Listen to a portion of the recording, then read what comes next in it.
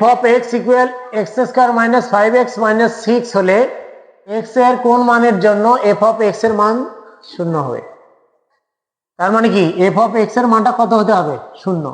মানে শর্ত মতে দেখো একবারে ডাইরেক্ট শর্ত মতে x square minus 5x minus 6 equal 0। কি কারণে? এফ অফ এক্স এর মান কত? 0 হতে হবে। তার মানে কি এটা প্রত্যুত্তরে এটা সমান 0 হবে। তাহলে এখানে দেখো মিডল টার্ম করবো minus 6x plus x minus 6 equal 0, বা এক্স কমন নিলে এক্স মাইনাস 6, এই দুটো থেকে কি কমন যায়? 1 কমন যায়। কি থাকে? X minus 6 equal 0। তাহলে বা x minus 6 into x plus 1 equal কত? 0।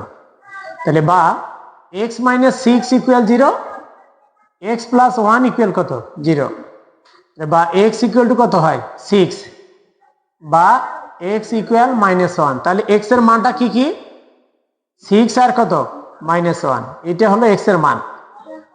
এখন তোমাদেরকে আমি বলি যে এক্স এর মানটা এখানে মাইনাস 6 এর আগে মাইনাস আছে, তাই না?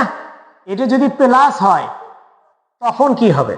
অর্থাৎ এটা যদি এইরকম হয় x square minus 5x plus 6 হয়, তখন কোন কোন মানের জন্য শূন্য হবে? এক্স এর কোন কোন মানের জন্য?